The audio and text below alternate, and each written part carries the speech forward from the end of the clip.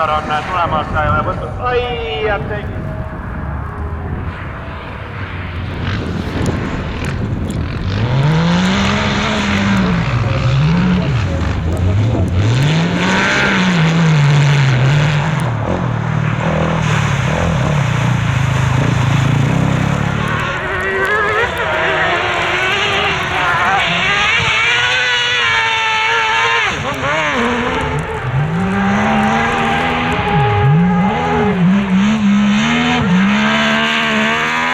Oleme siis täna jälle Korijärvel, kus toimumas siis Eesti karikavõistluste teine etapp jääraja sõidus A1M Motors karikatele.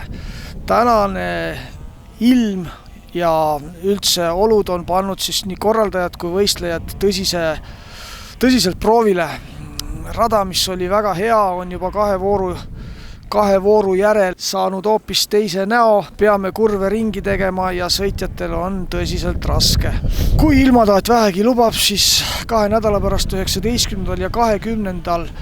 veebruaril toimub 3. ja 4. etapp Võrtsjärvel Tarvastu poldril. Meile Eesti karikavõistlused jääraja sõidus toimuvad eranditult järvedel ja see on üks asjaolu, mis muudabki selle korraldamise nagu raskemaks, eriti ilmastikust sõltuvaks. Järvedel toimuvad Eesti karikavõistlused sellepärast, et siin saab ikkagi enam-vähem võrdsed tingimused kõigile võistlejatele. No ostsin ma selle 2014 aastal, eelnevalt sõitsin Fordiga. Ostsin ta, sest ma olin alati sellist tahtnud endale, see on alati mulle meeldinud.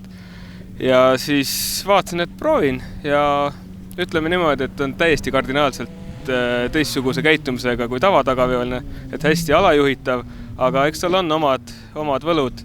Ja praegusel juhul tuleb tõdeda, et sõita saab ta ka hästi ja eks ma jätkan seni, kuni saab. Rajaolud olid ääretult ekstreemsed.